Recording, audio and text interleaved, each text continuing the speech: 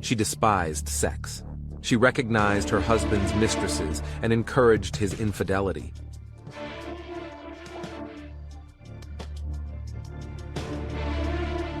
She was unable to cook and had a poor sense of fashion. Nonetheless, she was an invaluable aide and advisor to Lenin.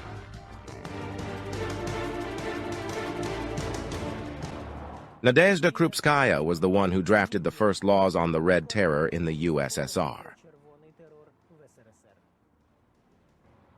Under her dictation, Lenin penned the second part of his renowned testament, in which he labeled Stalin as a perilous careerist and suggested his removal from the leadership role within the party apparatus.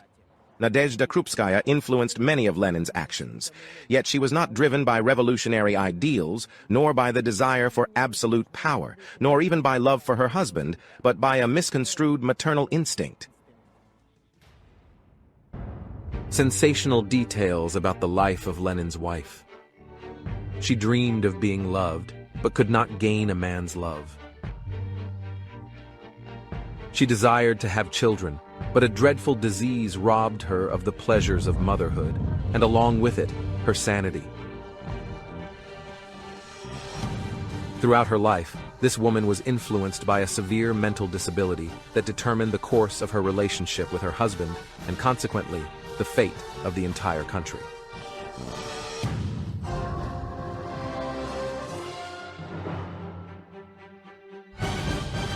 (1899), Shushenskoye. She woke up with a sense of inexplicable anxiety. Sitting up, she noticed everything was quiet. Her husband was sleeping peacefully beside her. Nadezhda felt fear. A wave of excruciating pain swept through her entire body. She instinctively clutched her stomach. The baby. Volodya. And she collapsed into bed. Then everything became jumbled. Strange images and reality, a figure looming over her.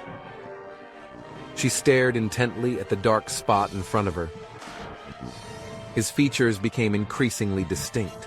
Hope was supplanted by horror. An elderly woman with wrinkles looked at her. She was cold.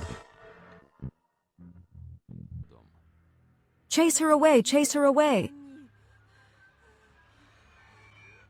That's incorrect. Miscarriages frequently occur this way. She was delirious. Delirium, reality, and memories were tightly interwoven in her fevered mind. With a darkened gaze, Nadezhda looked at her distraught husband. Volodya would not let her get hurt. He had promised, back then, in St. Petersburg. In 1894, St. Petersburg. That was where the members of the secret revolutionary society took their oath, where she first saw Lenin. Not particularly attractive, bald, and entirely unremarkable. And yet, Nadia noticed this man immediately. As a night school instructor for workers, she was passionate about revolutionary ideas and eagerly absorbed Volodymyr's fervent, emotive discourse. Looking at him, it was impossible to remain indifferent to either the concepts of the revolution or its spokesperson. She never expressed her feelings verbally, but persistently sought reasons to meet and was adept at finding them. When Ulyanov, who was overly active, was imprisoned for disseminating anti-state ideas, she was the first to write to him. Thus, their correspondence began. At first glance, this appears to be a regular letter. It discusses the monotonous daily life in prison, walks, routine, and meals. The writer requests that I send him mineral water to aid digestion. But if this sheet is heated...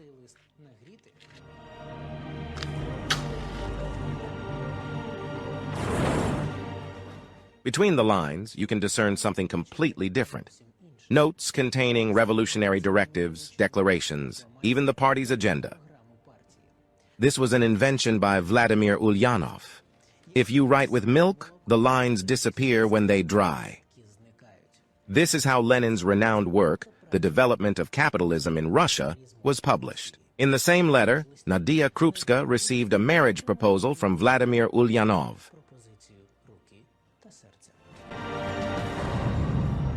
Nadezhda couldn't contain her joy at becoming Vladimir's wife. Could one ask for more? I was glad he couldn't live without her anymore. I hoped that in time he would love her as much as she loved him.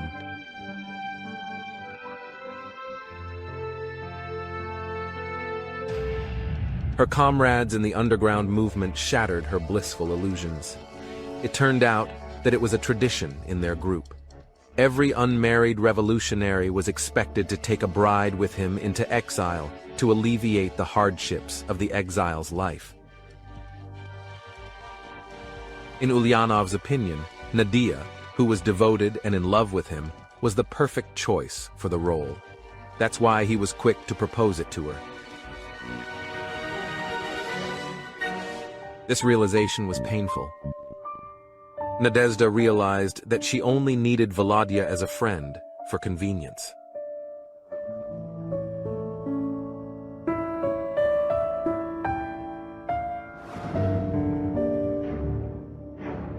She was already preparing to leave when she was arrested and sentenced to exile. Then Nadezhda was once again happy that Vladimir proposed to her. If not, she could have been assigned to another place. Otherwise, as Ulyanov's fiancée, she has the right to serve her exile alongside him in Shushenskoye. Nadezhda grabbed her suitcase and began stuffing it haphazardly with everything: dresses, books, stockings. A single thought consumed me. Winning his love would take time, and once the baby arrived, she wouldn't dare to dream.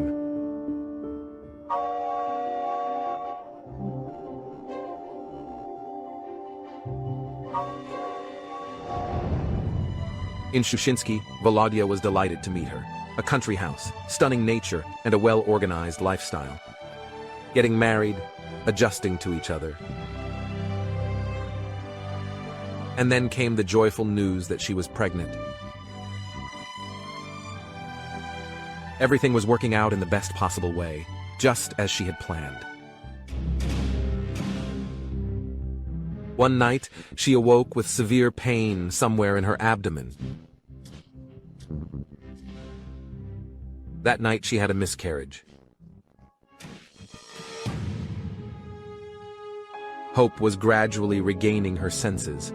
She felt her body weary from pain and an unusual, dreadful emptiness within. Her husband was speaking softly with the doctor about something, and she was listening. Pathology of the thyroid gland, also known as Graves' disease. She can never bear a child. The diagnosis was a shock. She would never be able to have children again. Ever. On that day, Nadezhda discovered for the first time about her dreadful disease, which had been silently ravaging her body all this while. Due to an immune system malfunction, the thyroid gland started to overproduce hormones. Gradually, they start to impact all internal organs without exception, induce heart failure, disturb the digestive system, influence the nervous system, and lead to infertility. Nowadays, a simple blood hormone test is sufficient to diagnose this disease. In the past, they didn't perform these procedures, and the disease was diagnosed retrospectively, when the condition had already become irreversible.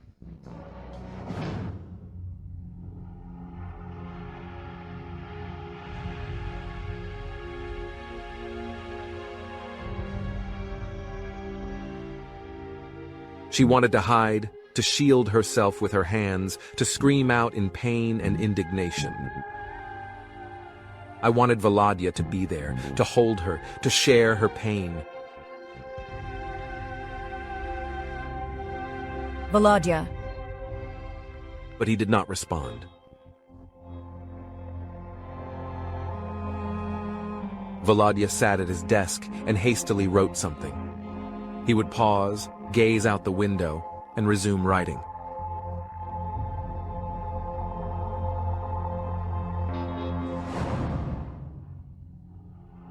Burning resentment flooded her heart.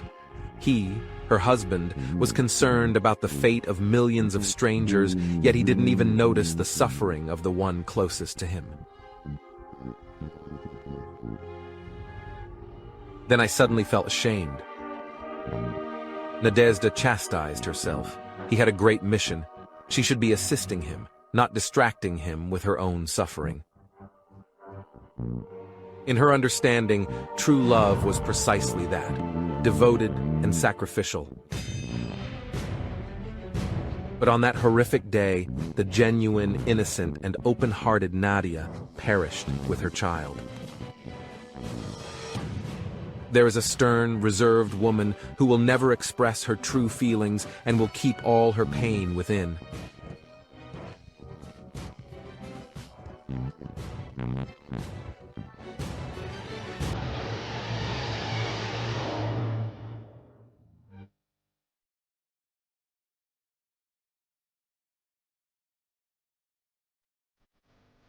She saw a little boy, her child.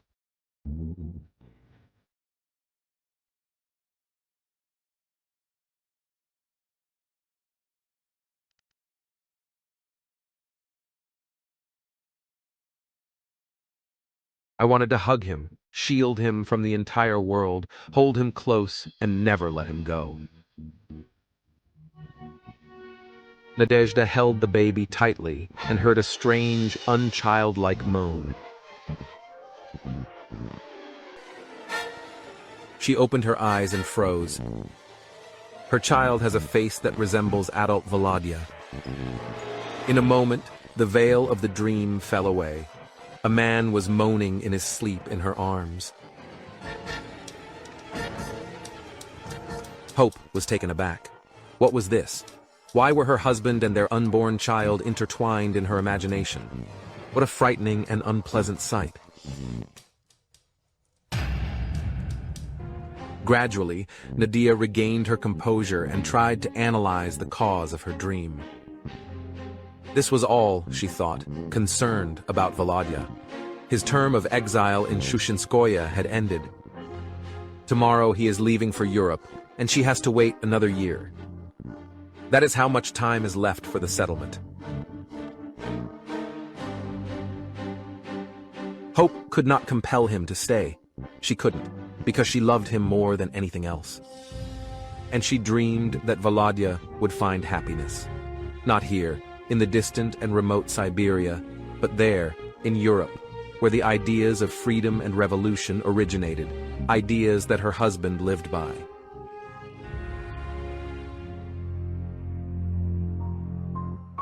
And she let him go. No tears, no tantrums, no complaints.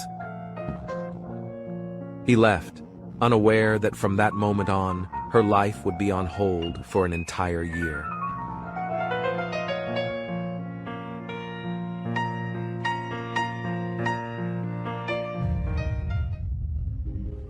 The Marxist newspaper Iskra was published in Europe, but it was prohibited in Tsarist Russia due to its revolutionary content. However, with the help of her friends, Krupskaya obtained reprints of the original. She read them over several times, eagerly absorbing every word, because she knew that these lines were penned by her husband.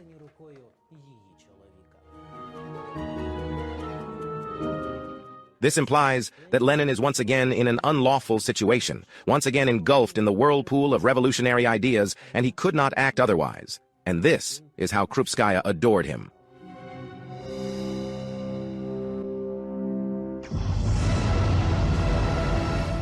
(1901) Munich. She has never felt so lost. Munich is an unfamiliar, strange city, and hope is weak. Maybe this time she will be able to find him. She traversed half of Europe in search of her husband. She visited France and Austria, following the addresses from the letters that Lenin had sent her. But it was in vain. The man was nowhere to be found, and Nadia fell into despair. Munich was the last hope, the city that was once described by a man. He told me about a small tavern where Russian runaway revolutionaries would gather. Nadezhda could barely find her.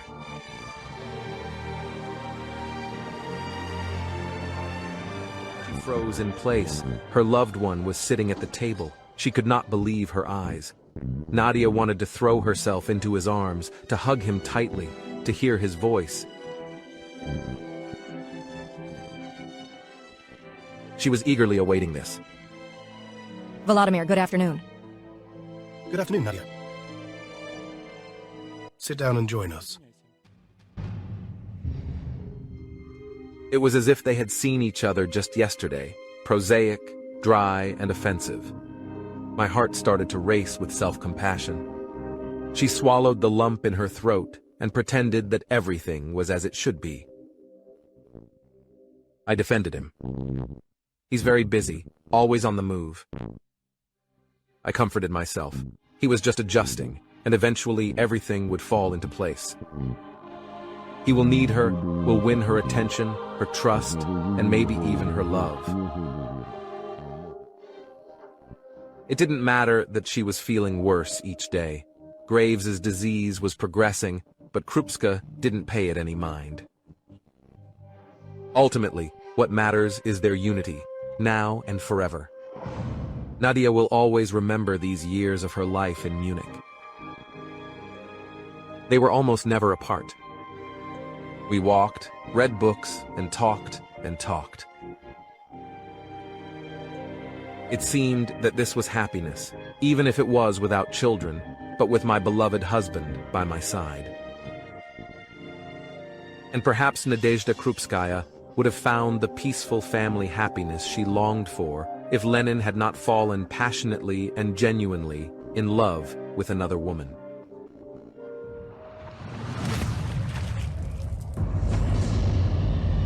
In 1909, Nadezhda was in a hurry to get home in Paris.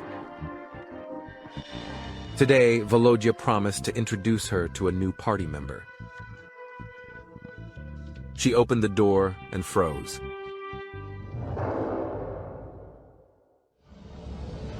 A young woman in a stylish outfit sits comfortably and naturally on a chair. Good afternoon.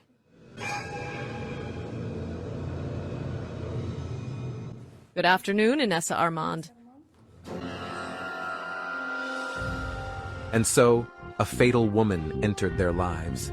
A beauty with lush hair and green eyes, French by birth, a fiery revolutionary, a feminist.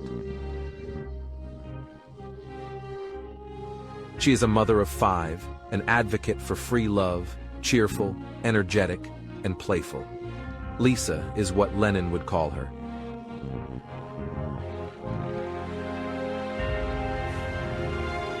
She was the complete antithesis of the reserved Krupskaya. She carried herself with ease, fell for men effortlessly. And the steadfast underground revolutionary Ulyanov Lenin fell under her spell. He had never met such bright, candid women in his life.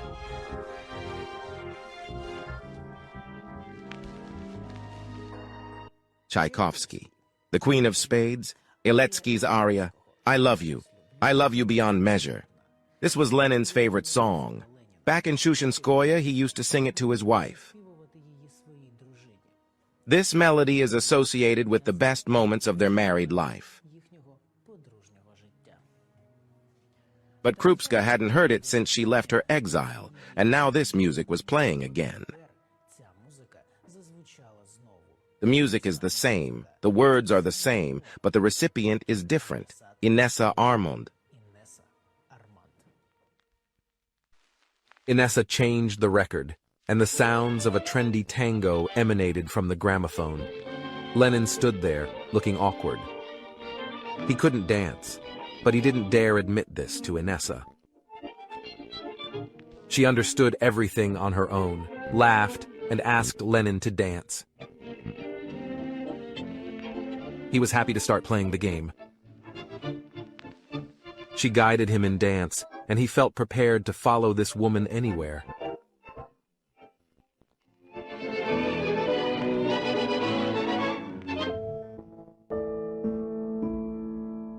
Nadia watched with a bitter feeling as her husband transformed. She had never seen him like this. Typically serious and concentrated on his work, he became jovial and occasionally even carefree in Inessa's presence. Revolutionary ideas no longer seemed to interest Ilyich as much. His thoughts, his heart, his time were entirely consumed by Inessa. And Nadia was frightened. Was that it and her husband no longer needed her?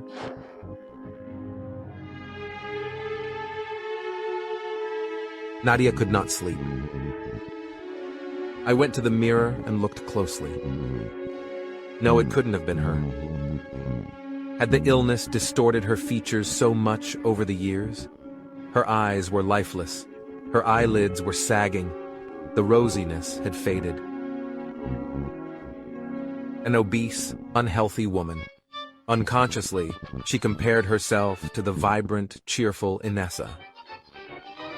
She was only 5 years younger than Krupskaya, but she appeared to be a girl. The contrast was too strong. Well, Vladimir can be understood. He is still a vibrant, energetic man in his 40s. And who is she now?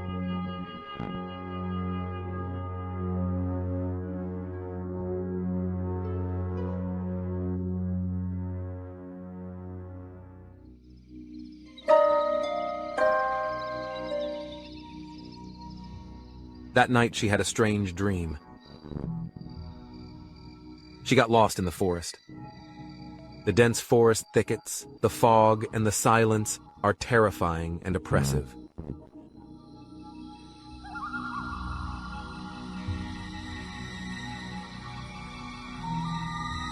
Suddenly I heard a faint whimper in the distance. Nadia listened. A child was crying for her mother. She rushed towards the call, pushing through the bushes. Search, pacify, safeguard.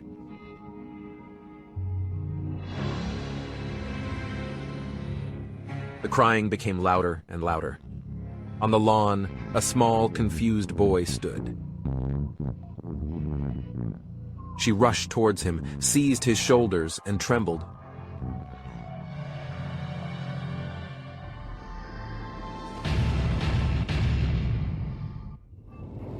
It took her a long time to regain her senses.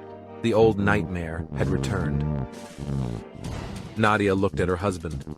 Volodya was breathing heavily and tossing and turning in bed. She placed her hand on his forehead and immediately regained her senses. He was burning up, and the high fever made him delirious. The patient needs to be hospitalized. Nadia looked on, unable to comprehend. How could she hand him over, to entrust the health of the most important person in the world to strangers? No, it was unthinkable. She dismissed the doctor and was left alone with her ailing husband. Nadia had no doubts that she would do everything by herself, without anyone's help.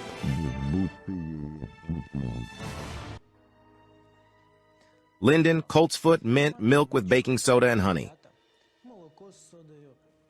Krupskaya treated Lenin for pneumonia according to her own judgment, using traditional folk remedies, just as her mother had once treated her. She applied vinegar compresses, fed him broth to restore his strength, and eventually prevailed. The disease subsided.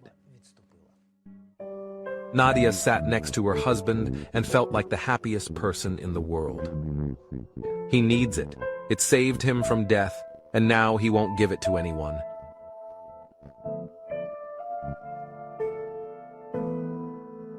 And since she didn't have any children, all her love was devoted to her husband. The door of the room opened quietly. Inessa stood at the threshold. Nadia's heart was broken. She looked at her husband, and I saw his eyes light up, and he reached out to Armand. Suddenly, a simple thought struck her. He desires it, and she Nadezhda has no right to rob him of his joy, especially now that she has managed to rescue him from death with such effort. The excruciating pain that engulfed my whole body suddenly subsided. Inessa, how nice of you to come. Volodya has been waiting for you. Please come in.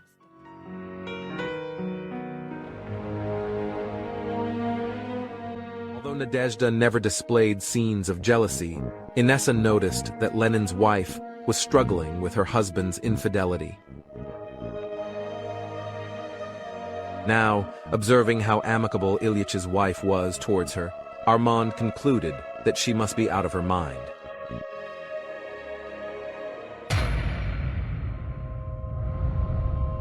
When Krupskaya invited Inessa to live with them during lunch, she was taken aback. It was inconceivable. A wife voluntarily dispatches her husband's lover to him. However, Krupskaya persisted. Lenin endorsed this idea, and a hesitant Inessa consented under the guise that she would assist Krupskaya in getting Ilyich back to health as swiftly as possible. At that moment, an extraordinary family was formed in a typical Parisian apartment: Lenin, Krupskaya, and Inessa Armand. All three of them were called Ilyichs.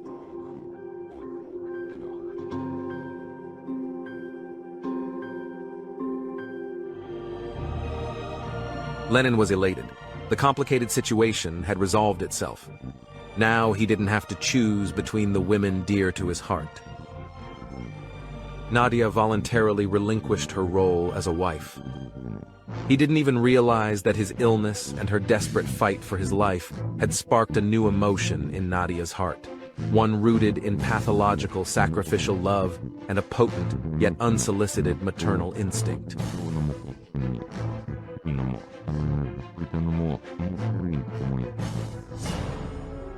The future lives of Lenin, Armand, and Krupskaya suited all three of them, until a revolution erupted in Russia.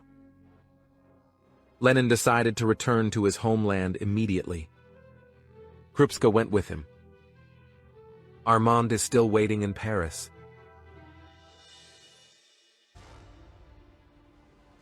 Smolny Palace. On October 25, 1917, significant events occurred here. These events marked the beginning of the October Bolshevik Revolution. Lenin secretly visited this place. It was hard to recognize him with his shaved beard and bandaged jaw.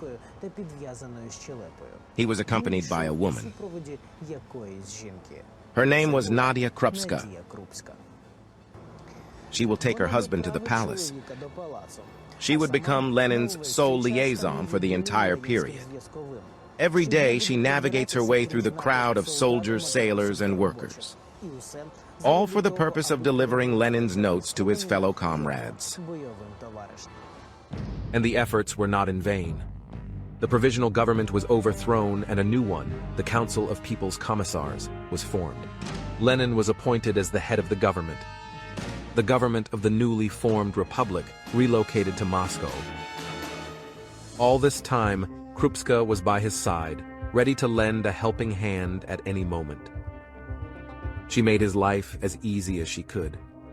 She adhered to all his directives, attempted to caution him, and strived to fulfill his every desire. She sensed him without words and from a distance.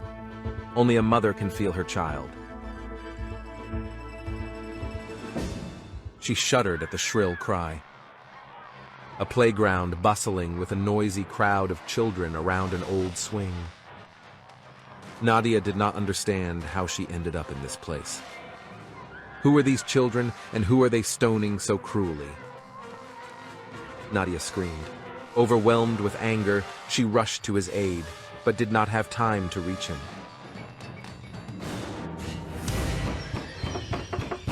A loud knock on the door woke her up. She hurried to open the door. Several men were carrying a bloodied man in their arms. Nadia's eyes darkened. An attempt was made on his life. Enemies. Enemies are everywhere. Pushing the doctor aside, she rushed to the injured man. She won't let anyone touch him. She will cleanse the blood herself, heal the wounds herself. The people present watched her frantic movements with fear. In the evening, Lenin's fever increased.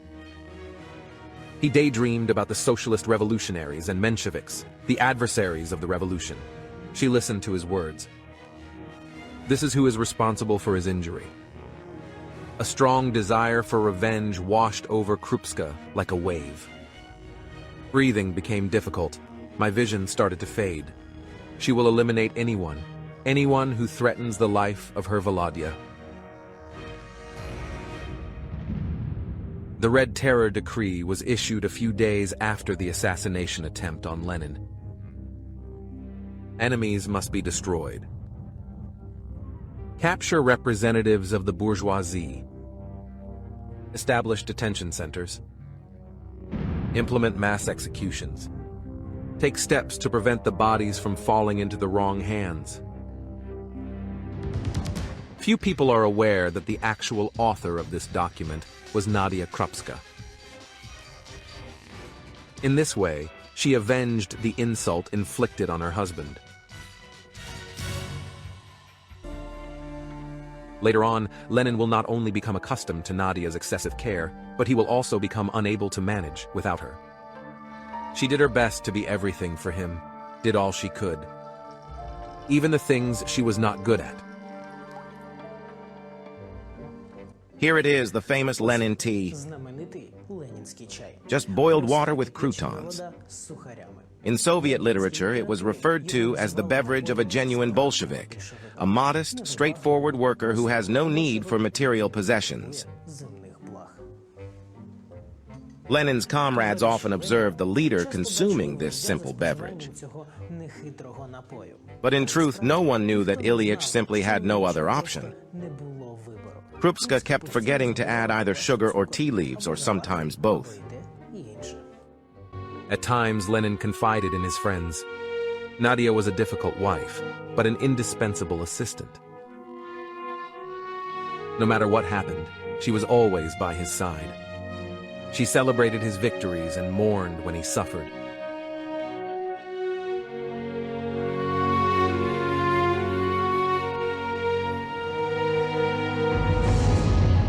The year 1920.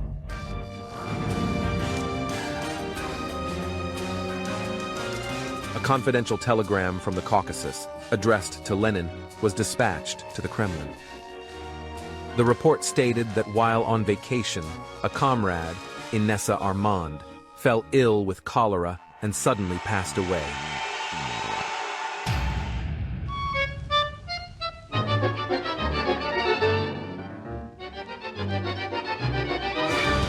After reading this, Lenin turned pale and leaned heavily on the table.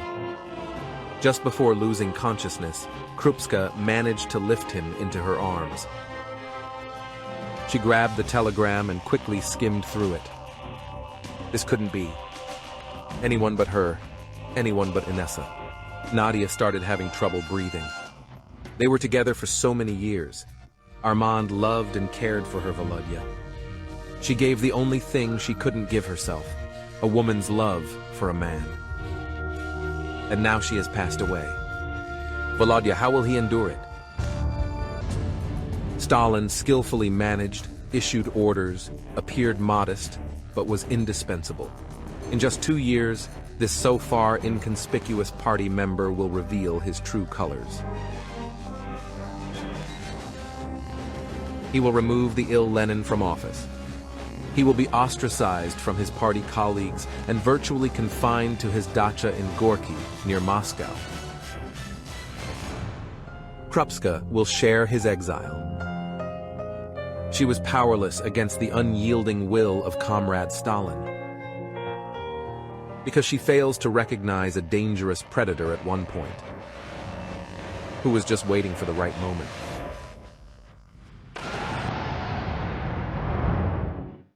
The death of Inessa Armand ultimately deteriorated Lenin's health. Fainting episodes became frequent. In 1922, he suffered his first stroke. Doctors advised the leader to refrain from working, but Krupskaya reassured everyone that Lenin was continuing his work. He dictates, she records. Nadia carefully observed her husband, spoke, and asked questions, but all Ilyich could do was nod his head. He could no longer speak.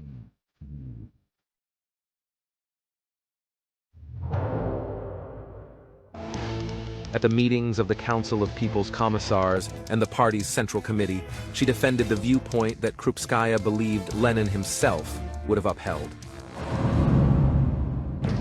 This situation did not please Stalin. He had recently been appointed the General Secretary of the Central Committee, but he felt insecure. He understood that Krupskaya was deeply concerned about Lenin and served as a link between Lenin and the party. For this reason, Stalin could not be a sole leader. At most, some of Stalin's opponents regarded Krupskaya as Lenin's successor to the head of state. This was unacceptable. Action had to be taken. Krupskaya stared blankly at Stalin. His rude behavior took her breath away. Comrade Krupskaya does not properly care for the patient. She does not allow doctors to visit him and acts according to her own will. Sharing the same toilet with the leader does not mean that you have full rights over him. Lenin is not only yours, but primarily belongs to the party.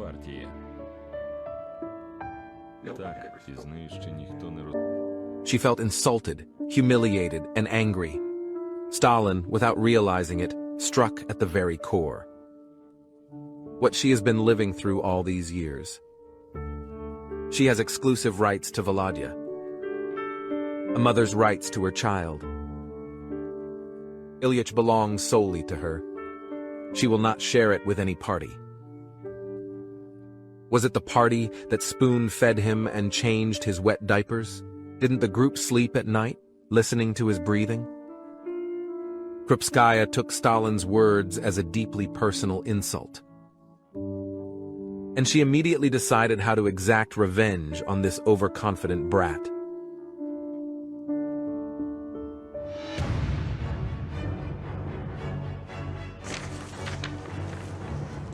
On December 23, 1922, the first part of the renowned testament was published. It describes how power should be distributed after Lenin's rule. And on January 4, 1923, an explanatory note was published. Stalin is too harsh, and this deficiency becomes intolerable in the position of Secretary General. I propose considering the removal of Stalin from this position and appointing a different individual. These were the words written by Krupskaya. Her retaliation against the offender. In this manner, she attempted to safeguard both herself and Lenin, but she was unsuccessful. January 21, 1924. In the morning, the patient's condition worsened. He was moved to the bed. A medical council convened at the house. Krupskaya looked at the doctors with hostility. Her head was spinning. It was difficult to breathe. She needs to intervene, remove these people, assist, rescue him, as she always has. She leaned over the bed. The chest of the sick man rose unnaturally. Heavy breathing was frequent, then suddenly it became quiet. No! Get out! Get out of here! She hugged him, sobbed, and uttered his name. They tried to pull her away, but in vain. Let it go. Get away! Get away! She couldn't hear or feel anything anymore, apart from the intense, unbearable pain.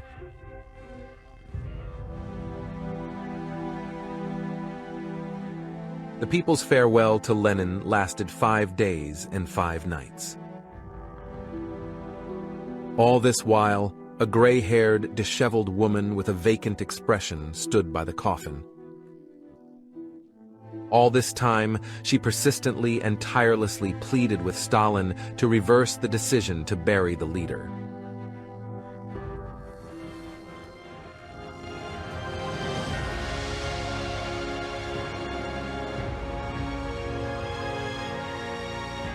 Stalin issued an order. Lenin's body was embalmed and interred in a specially constructed mausoleum. Lenin will be raised to the Soviet Olympus.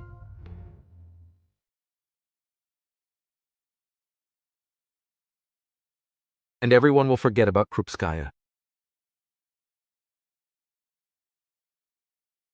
She will outlive her husband by 15 years.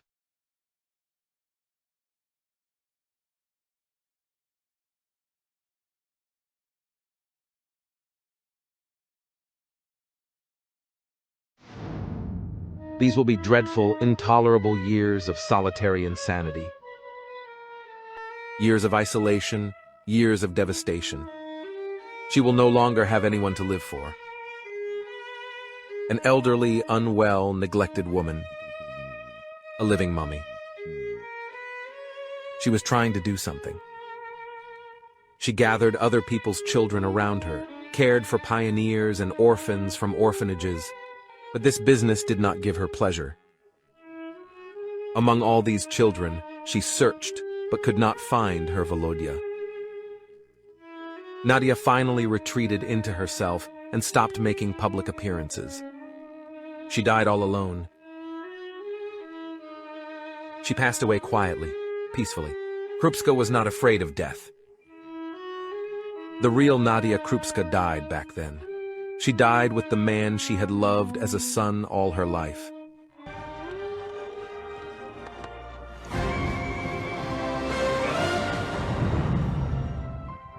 Less than 100 years ago, the Soviet Union was mourning the death of Vladimir Lenin. He died so suddenly that the Central Committee of the Communist Party was rife with speculations that Lenin had been poisoned. But who did it? Who would want to kill the leader of the revolution? Lenin personally had answered this question. Before he died, he made a will with 2 recommendations.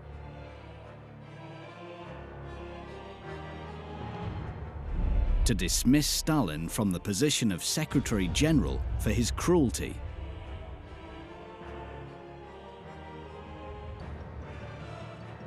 And to appoint Leon Trotsky as Lenin's successor because he had accomplished the October Revolution.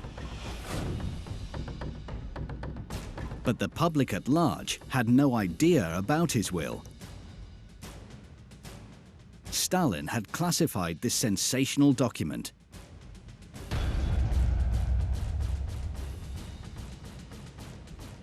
And then he started a hunt for the man who would have been the leader of the Soviet Union after Lenin.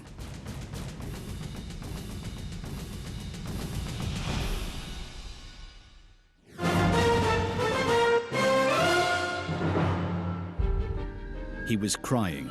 Tears were smudging the ink as his trembling hand wrote, "Poor, poor Leon."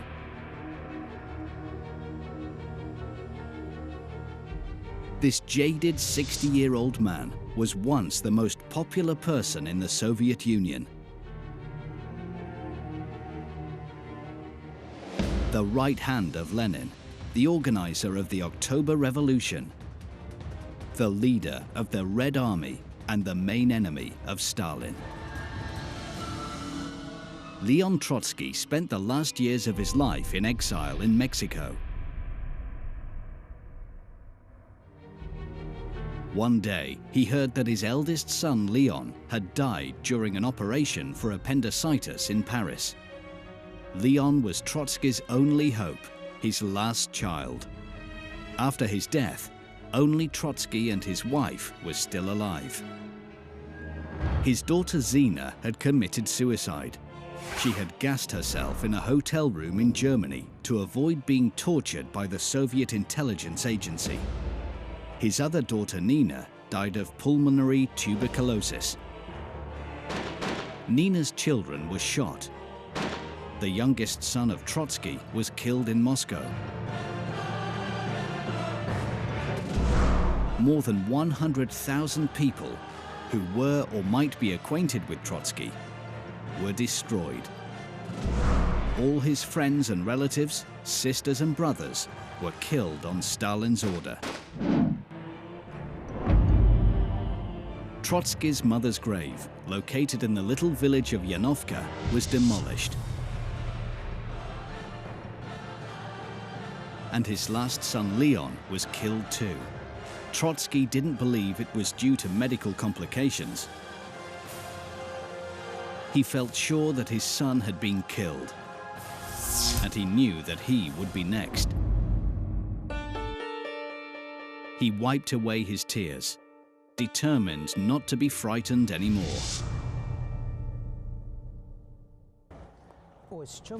He left quite a legacy in the Soviet Union, such as the five-pointed red star.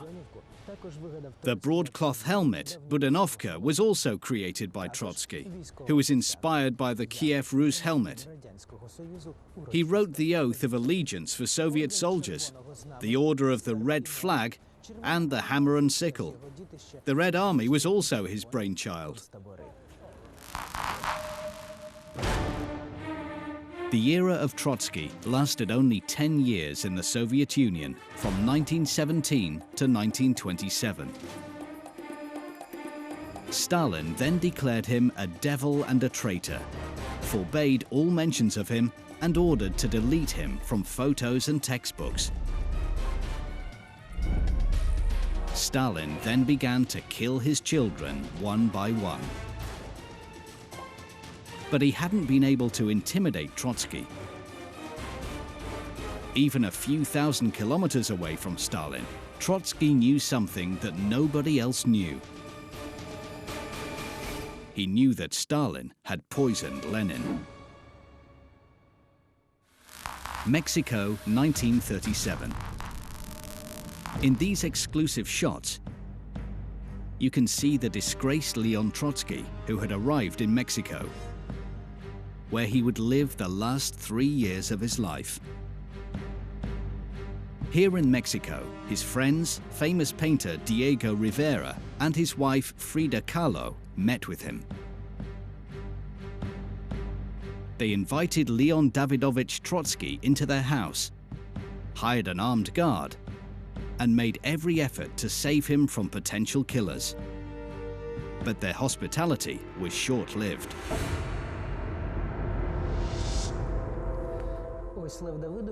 You can see how Leon Davidovich is admiring the mistress of the house.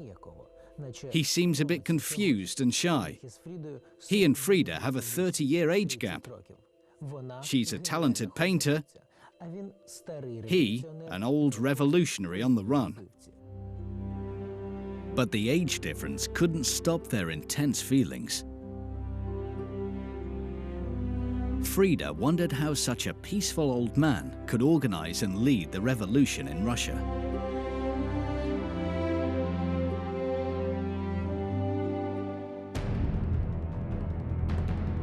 But once Trotsky started speaking, Frida felt his magnetic power. He radiated a superhuman force. Listening to the old revolutionary, Frida felt an uncontrollable attraction. Her Latin temperament forced her to make a move. At the dinner table, Frida whispered "my love" in his ear. The next day, she openly handed over a book containing a passionate love letter. At supper, she stroked his knee under the table. Leon Davidovich was overcome, but then realized that his wife Natalia had seen everything. He was confused and decided to turn it all into a joke. He clasped Frida during a dance and winked at his wife. But he didn't notice that he was getting lost in his own game.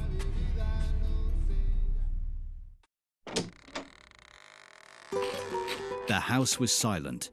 Trotsky was working in the office. Suddenly, the door opened, startling him. Frida locked the door on the inside, came up to Trotsky, and unfastened her dress. She whispered lustfully, "Take," but Trotsky didn't allow her to finish her sentence. At the same time, a few thousand kilometers away from Mexico, two men arrived at Stalin's office in the Kremlin. Their names were Lavrenti Beria and Nikolai Yezhov. Stalin nervously rubbed at his diseased hands. A newsletter lay on his table. Газета, яку за кордоном видавав Троцький, а в ній прогноз невгамовного Льва Давидовича. The foreign newspaper was published by Trotsky, forecasting the future in which Stalin and Hitler would be fighting partners, and that Hitler would prevail.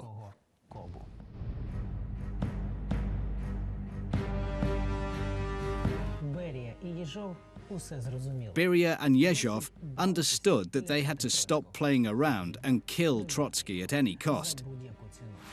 Так розпочалася безпрецедентна операція. So Operation, codenamed Duck, was set into plan. Час пішов.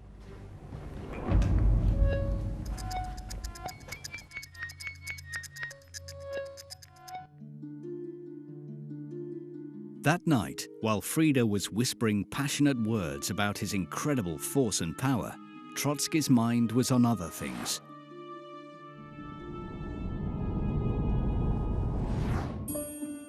He was thinking about himself, Lev Bronstein, as a little 8-year-old boy living in the village of Yanovka in the Kherson province of the Russian Empire.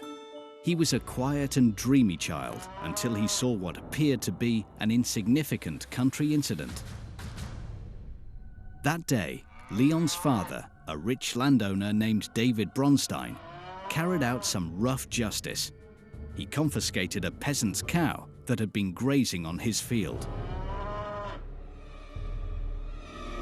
The cow's owner entreated the landowner to return his cow, accusing David of extortion.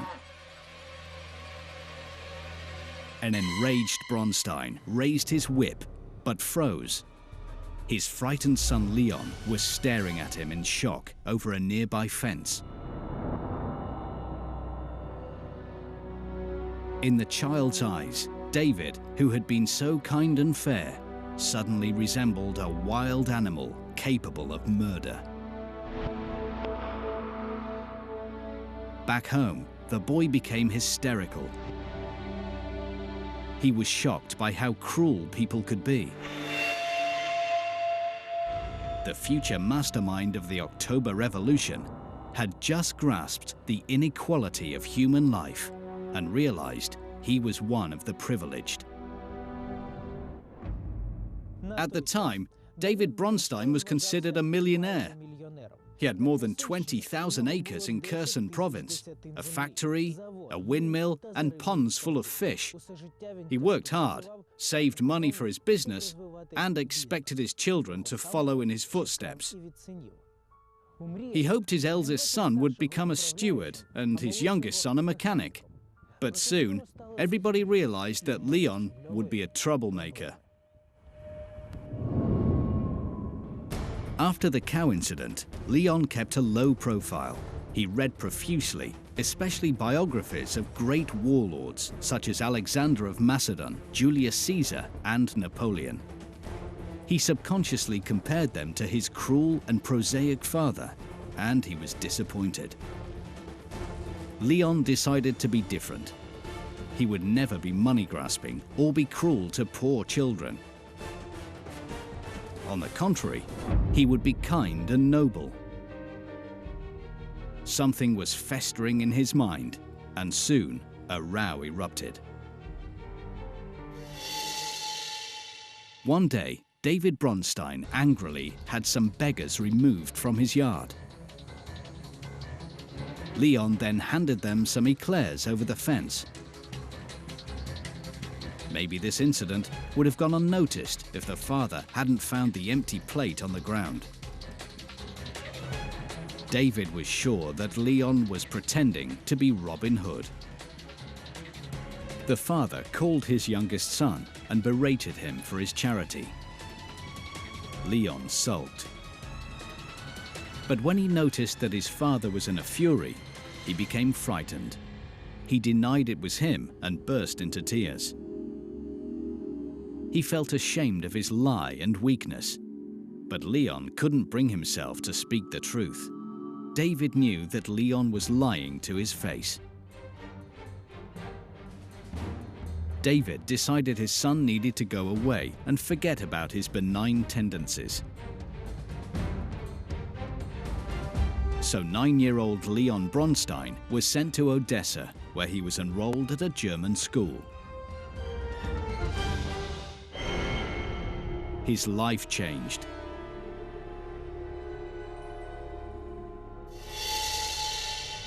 He suffered an acute attack in the yard. What terrible diagnosis turned Lev Bronstein into the revolutionary demon? Crime and punishment on the lesson of French. How to organize a revolution with help of ordinary beans. That day in the gym, some boys fought to see who was stronger. They screamed, "Go, Leon, go!" He jumped up and pulled himself together. Suddenly, everything went dark as pain filled his chest, making it impossible to breathe. He couldn't remember a thing. When he regained consciousness, back in his room, something wasn't right. The boy became scared when he found out what had happened. The illness that had caused the attack remained a mystery. People thought the sufferers were possessed, but it was epilepsy. What would become of him? How could he bear the caustic comments from people? He felt like a leper. Nobody knew anything about his illness, so he went to the library. In the library, he unveiled an exciting secret. In a medical guide, Leon read that epilepsy was an illness that afflicted geniuses. When he read the names of fellow sufferers, his heart leapt with joy. They included Julius Caesar, Alexander of Macedon, Napoleon, Peter the Great. Leon assumed their greatness was down to the illness.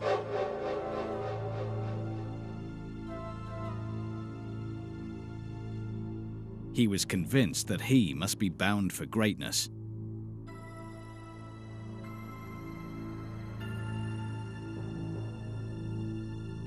This discovery became his big secret.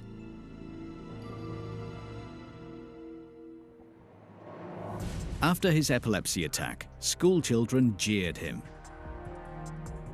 They called him the epileptic. But Leon took no notice. He thought these fools should feel proud to know Bronstein the genius. Leon became self-reliant. This self-reliance soon passed to other children. Soon they stopped teasing him.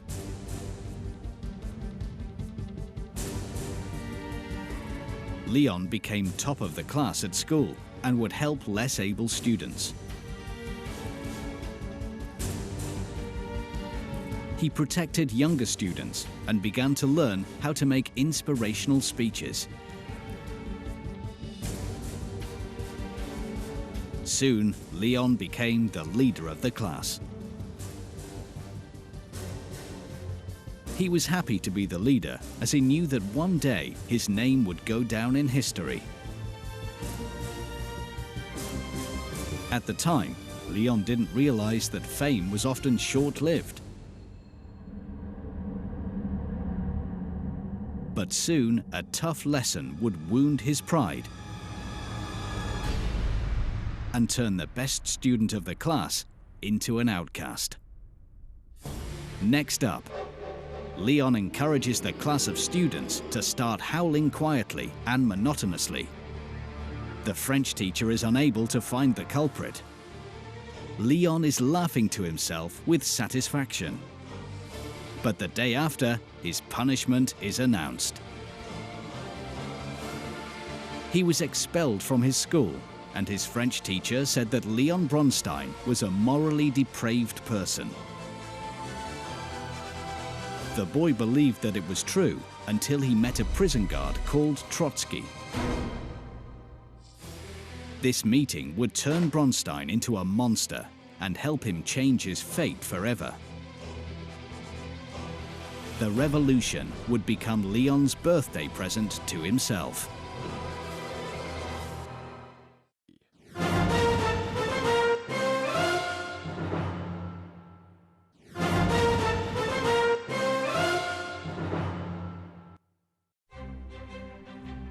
At the end of the 19th century, schools were stern institutions. The students had to be obedient and disciplined. In class, they had to sit quietly with their hands in front of them. Leon's school was no exception. He suggested to his friends that they punish a teacher. The reason was a noble one. During a French lesson, the unpopular teacher offended one of the students. The teacher laughed at him and unfairly gave him a mark F. The class was indignant. The high achiever Lev Bronstein made an outcry against petty tyranny. But words were not enough. Leon wanted to take revenge, and so he made a foolproof plan.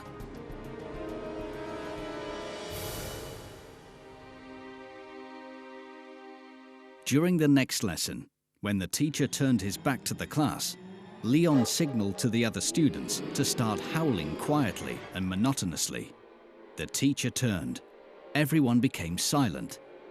But when he turned to the blackboard, the terrible sound began again, driving him crazy.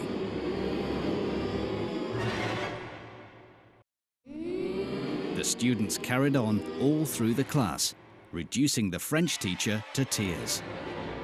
In despair, he ran out of the room. The students had triumphed. Leon was proud of himself. Though he hadn't exactly led an army or conquered the world, the die had been cast. The next day, the teacher complained to the headmaster and an investigation began. The school management demanded that the perpetrator come forward, otherwise all would be punished. But Leon refused to own up, so the school headmaster punished 15 innocent students. Leon was not among them because he'd been top of the class. The innocent students hoped that Leon would own up. But instead, he packed his things and went home. His friends felt betrayed and told the teacher who the real culprit was. The school head was amazed. How could such a diligent boy be so two-faced? Leon didn't know that he'd been betrayed, but he slept badly that night. He felt remorse. It had been his idea. He had to take responsibility for the incident, tell the truth, and proudly suffer the punishment. But he was too weak and afraid to tell the truth.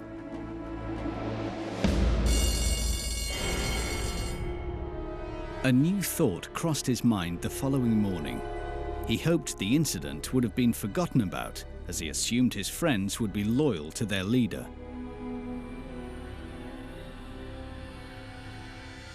Leon was deep in thought when the French teacher grasped him by the arm, fixed him with a look of contempt, and said, "The best pupil in the second form is a morally depraved person."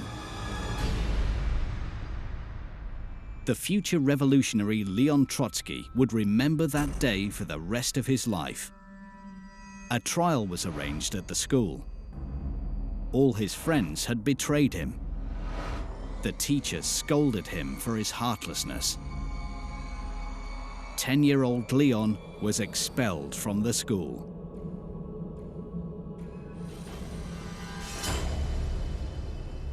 He had learnt two important lessons from this incident. Firstly, the leader should always take responsibility for his actions. Secondly, you shouldn't waste your talents when you have such an important mission ahead. A year later, Leon returned to school, but he had changed. He behaved well and was secretly training to become a public speaker. He read a lot of books, but had no friends. On graduating from the school, young Bronstein moved from Odessa to Mykolaiv, where he found people he could relate to. Mykolaiv, 1896. An old worker at a secret meeting took some beans from his pocket and demonstrated to young Bronstein the meaning of revolution. He said, "There is a Tsar, ministers, bishops and generals. And there are noble and merchant classes. And this pile of beans is the common people." Leon looked at the mixed beans, and he understood his mission.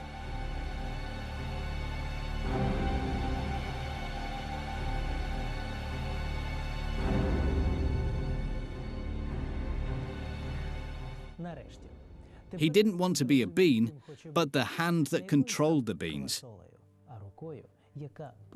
He would rouse people all over the world, and he knew how. He would cause a revolution that would make the empire of Alexander of Macedon seem like nothing. Leon was ecstatic. The coming revolution excited all the young people of his age. In the euphoria of his plans, he didn't notice a woman who couldn't take her eyes off him. Next up, the unknown women of Leon Trotsky. Why did he leave his wife and 2 children in Siberia? Fear and loathing in Lenin's milieu. How Trotsky had neglected an opportunity to place himself at the head of the Soviet Union. Alexandra Sokolovskaya feasted her eyes upon a new member of their underground organization. They had a 7-year age gap. Sasha was an old-time revolutionary. Leon understood that this woman could be his trump card when she introduced him to the highest members of the underground movement. She was his first stage to glory. Leon was flattered at her love and devotion. Soon they became lovers. When Alessandra became pregnant, Leon lost his mind.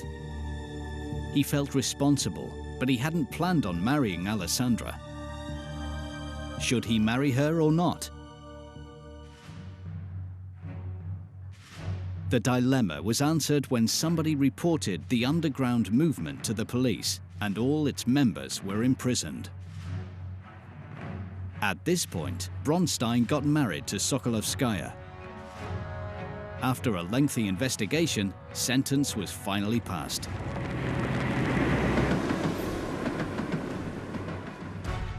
Leon was to be exiled to Siberia. By then, he already had a child. His daughter Zina was born in prison. Soon, Sokolovskaya became pregnant for the 2nd time. 20-year-old Leon Bronstein became the father of the 2 daughters. He was worried that he might have to stay in exile for many years. He knew he could become a good father and husband. But before he went to Siberia, he met a person who changed his plans and views on life.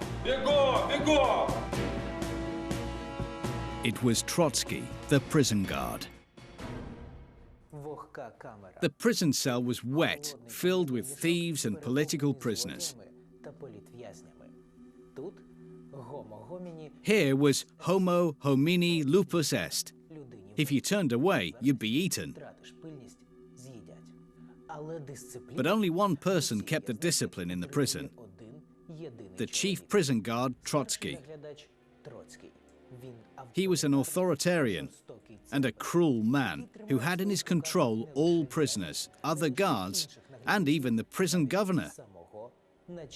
Here was an ideal leader. The overlord of the prison amazed young Lev Bronstein.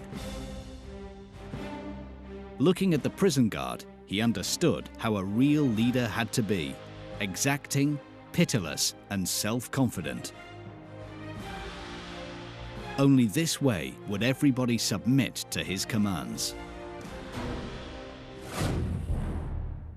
Even in exile, Leon was unable to banish Trotsky from his mind. It was unbearable to think he would spend his best years there. The great mission of world transformation was waiting for him. He wrote articles about the necessity for major changes in society. Leon secretly passed these articles abroad. Another exile emigrant, Vladimir Ulyanov Lenin, took notice of the young, talented political writer. He asked Bronstein to visit. Leon started to prepare for the journey. Fellow members raised funds and made him a new passport. Leon gave himself a new surname, Trotsky. His wife cried, but let him go.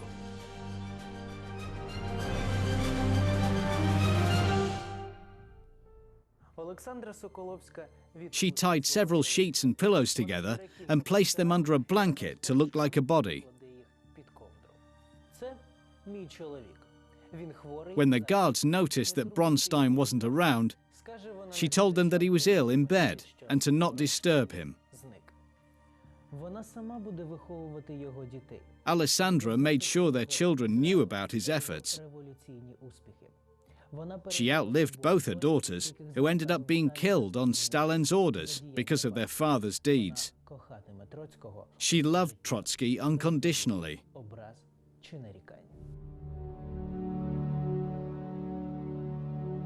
Leon Trotsky seldom thought about his wife and children. He was wrapped up in himself. Leon met Lenin and became his personal assistant. He began writing articles for the newspaper Spark and enjoyed a happy and free life on party expenses. In Paris, he met a beautiful noblewoman, Natalia Sadova, and fell in love with her.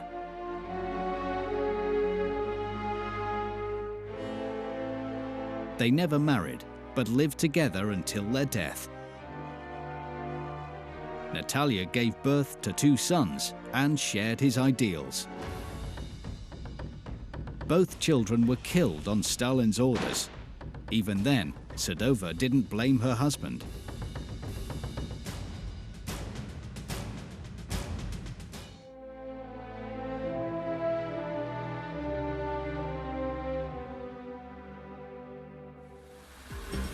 Mexico, 1937. He never seemed to grow old. Even at the age of 58, his eyes still shone and voice rang out. Frida Kahlo was thrilled that her affair had become so much more. She'd been entranced by Trotsky just like so many women before. Like the sculptor Claire Sheridan, who after the October Revolution came to Moscow to sculpt a bust of the revolution's hero. While the rest of Moscow was gossiping about their love affair, His wife pretended not to notice. Larissa Reisner was also his lover, meeting him during the Russian Civil War and glorifying him in her poems. Natalia Sadova bore this too. She knew what a philanderer her husband was. Natalia understood that they would be together despite everything. She had been his lover, wife, accomplice, and friend. But this time, Natalia rebelled against her husband's romance with a married woman who was 30 years younger than him. She didn't make a scene, but simply told her husband, "I can't bear it any longer." Leon Davidovich panicked. He told her he was devoted to her, calling himself her faithful dog and writing affectionate and erotic letters. He eventually broke off relationships with Frida. Natalia forgave him for everything yet again, but Frida's husband couldn't bear her unfaithfulness. Diego forced Trotsky to leave their house and divorced Frida when he found out about their affair. The proof of Trotsky's final passion was a self-portrait that Frida dedicated to her famous lover. The unpopular couple were forced to move to the Mexico City suburbs, where time flew by. In July 1939, Stalin was informed of the progress of Operation Duck. He received a list of possible ways of assassinating Trotsky, including poisoning, car or house bomb, stabbing in the back, headshot, strangulation, or even armed attack. Stalin approved all these methods and allotted $300,000 to achieve an outcome.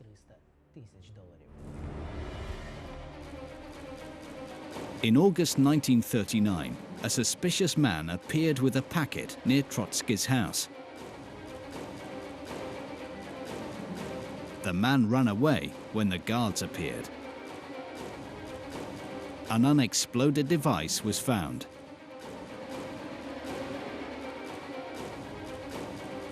Trotsky was horrified. He realized Stalin would never rest until he'd killed him.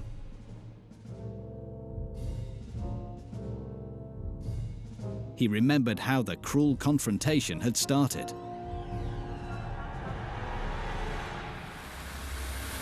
In 1905, the party congress was held in Finland.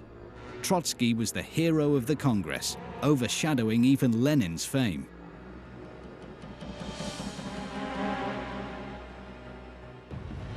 Later that year, the Russian Revolution began. A few weeks later, he became the leader of this spontaneous revolution.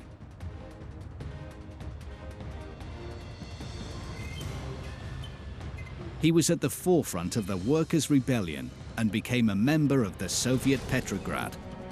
When the revolution was crushed, Trotsky was sent to prison and made an impassioned speech in court. The court exiled him to Siberia for life. But Trotsky escaped and came to the border on a reindeer. In the Congress, Leon was at the height of his fame. He had almost achieved victory. The whole of Petrograd listened intently to him. The crowds were applauding. One young member of the party, unknown to Trotsky, looked on enviously. It was Koba, a dark-haired comrade from Georgia. He was not an eloquent follower of Marxism. He didn't start revolutions. Nobody in the party took him seriously.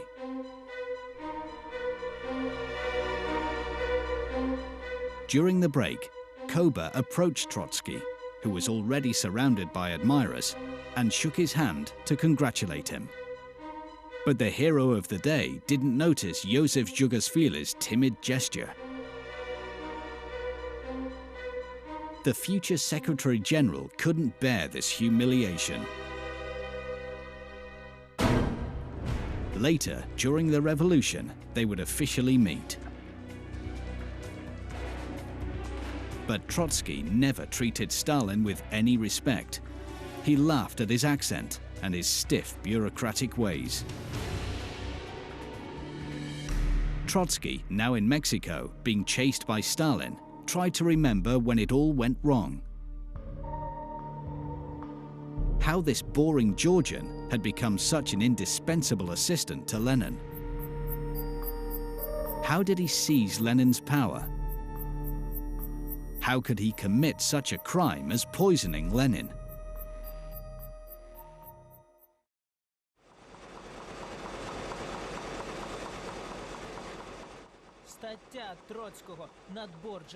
In 1940, Trotsky's Uber-Bourgeois article was published in the Kremlin, suggesting that Stalin had poisoned Lenin.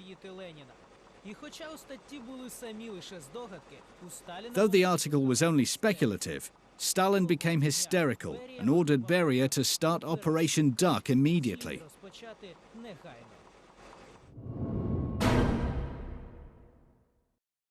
On the night of the 23rd-24th of May 1940, a group of terrorists fired at the house where Trotsky had been hiding. Trotsky miraculously survived after his wife pushed him off the bed and threw herself on top of him. The gunmen never found them.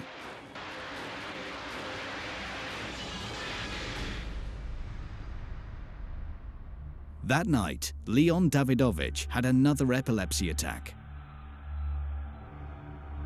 Natalia held him while he shook.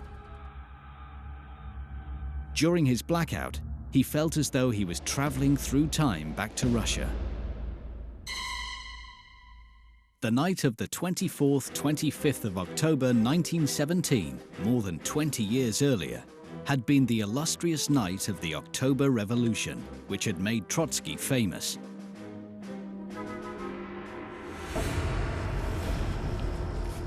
That same night at 11 p.m., armed soldiers and seamen were moving quickly and quietly through the streets of St. Petersburg.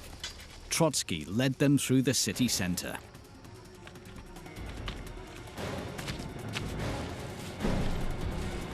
He scheduled the seizure of important strategic objects personally. The soldiers under his instructions had occupied train stations, the National Bank, telephone exchanges, and power plants. Even the last fortress of the Russian provincial government, the Winter Palace, was seized. By dawn, the whole city was controlled by the Bolsheviks.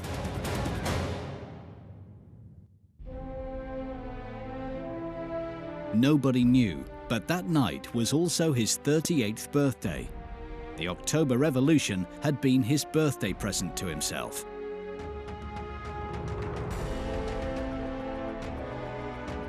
Lenin had suggested to revolt on October the 27th, but Trotsky insisted on the 25th of October.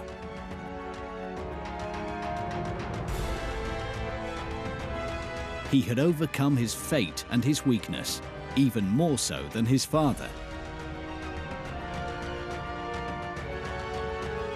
He had left his old life far behind.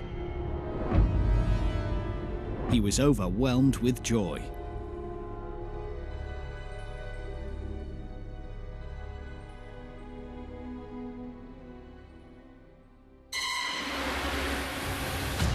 Mexico, 1940. Leon Davidovich regained consciousness after the attack was over and the danger had passed. The gunmen had left without taking Trotsky. The old exile knew that they would never make the same mistake again. He was sure that next time they would send not an army, but a single killer who could even be an acquaintance. The danger did in fact come from within when Trotsky's secretary introduced her fiancé Jackson to him. He felt uneasy, but put it down to nerves.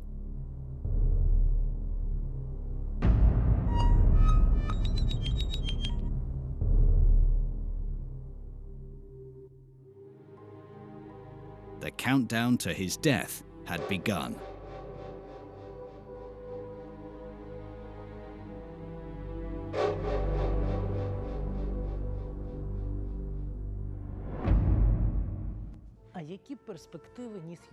In 1917, Leon Trotsky had many privileges. He was glorified by the Bolsheviks, co-directed the state with Lenin. He was called the soul of the revolution. During that year, he had created the Red Army. When Leon remembered the prison guard Trotsky, he started liberating the masses from oppression. The elite and intelligentsia should be destroyed in concentration camps. In the army, the death penalty had been reinstated. Soldiers were shot for desertion, for refusal to execute an order, or for concealment of a deserter. Trotsky appointed former commanders such as Vasily Chapayev, Georgy Zhukov, Konstantin Rokossovsky, Mikhail Chukhachevsky to leading positions within the army of the Russian Empire. He also created the position of Commissar, the party's inspector. Trotsky, the father of the Red Army, created an armored train to neutralize any resistance. People called it the Train of Death.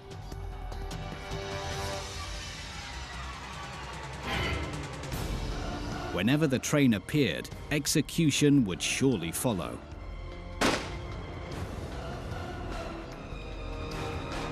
Comrade Trotsky would then make an impassioned speech about world revolution and reward the best soldiers with awards engraved with their own names. 2 years passed. The Russian Civil War was over. Trotsky returned to Moscow a hero, where he realized that everything in the Kremlin had changed during his absence. The Politburo had become a solid apparatus. Lenin was ill, and there was no one left to keep the revolution alive.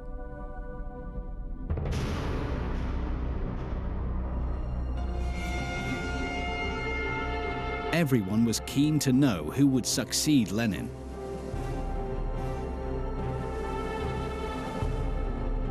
At the time, Stalin was a prospective Bolshevik and the new Secretary General of the Central Committee. But Trotsky didn't attach any great importance to this. Leon led the powerful army and thought of Stalin as a mere logistics manager. But Leon Davidovich didn't know that during Lenin's illness, the Politburo was in charge. Stalin, as the Secretary General in Politburo, was responsible for a selection of issues. As opposed to the self-confident Trotsky, Stalin was being cautious. He understood that timing was everything. Stalin suggested that Trotsky have a vacation to renew his strength after the exhausting battles of the Russian Civil War and spend time with his family. But this was all part of his devious plan. Trotsky accepted the proposal. He was tired and missed his wife and children, and so he went on holiday to Tiflis. This would be his first and biggest mistake. On arrival at Tiflis, he received a shocking telegram. Vladimir Lenin had died suddenly. Leon Trotsky wanted to come back immediately, but Stalin advised him against it. In his telegram, he wrote, "The funeral will be tomorrow. You will not make it on time. Stay in Tiflis. Don't desert your family." Trotsky made the fatal mistake of remaining in Tiflis. Everyone witnessed an inconsolable Stalin following Lenin's coffin. He initiated a new Soviet parliamentary tradition whereby the person following immediately behind the coffin of the preceding leader would become the new leader himself. When Trotsky returned to Moscow, Stalin was leading the state. When Leon Davidovich returned from holiday, he heard rumors about Lenin's possible poisoning. It was said that the gravely ill Lenin asked Stalin to ease his pain and give him poison. Stalin did as he was told. The party bureaucracies, knowing about Stalin's character, surreptitiously circulated these rumors. Trotsky, irritated by these rumors, asked Stalin directly about the poisoning. Stalin had vehemently refused that he honored Lenin's request. But Trotsky would remember for the rest of his life how Stalin's eyes flashed with anger.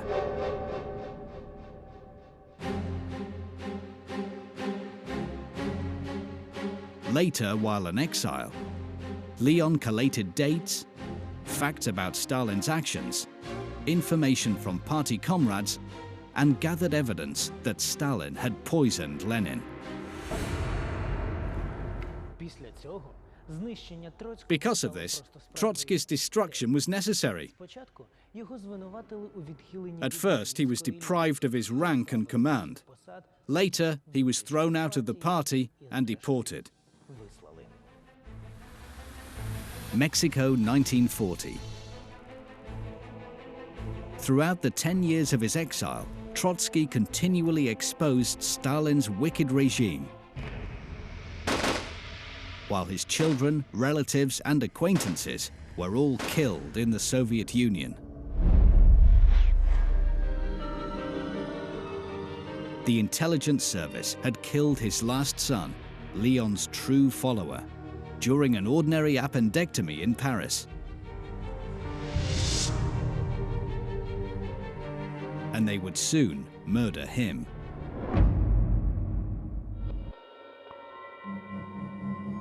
From then on, he woke up every morning appreciating life. 3 months later, their worst nightmare came true. All this time, Trotsky's secretary's fiancée was always around, and everybody had grown accustomed to him.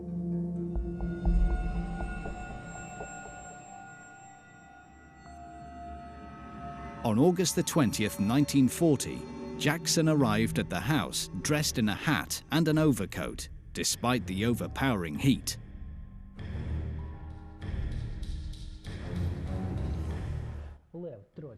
Leon Trotsky led his visitor to his office. At that moment, Jackson, who was actually Ramon Mercader, a secret agent hired by the Soviet intelligence service, suspiciously closed the door behind him. Trotsky started to worry. He remembered he had a revolver in his desk. He reached into the drawer. Suddenly, Trotsky realized this was the end. Jackson was wielding an ice pick. He brought it down on Trotsky's head. The pain was excruciating.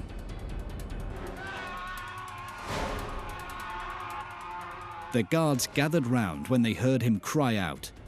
A blood-spattered Trotsky fell into his wife's arms, whispering, "Natasha, this is the end."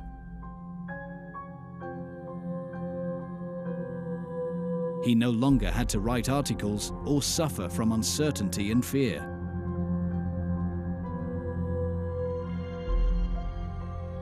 Trotsky survived for 24 hours.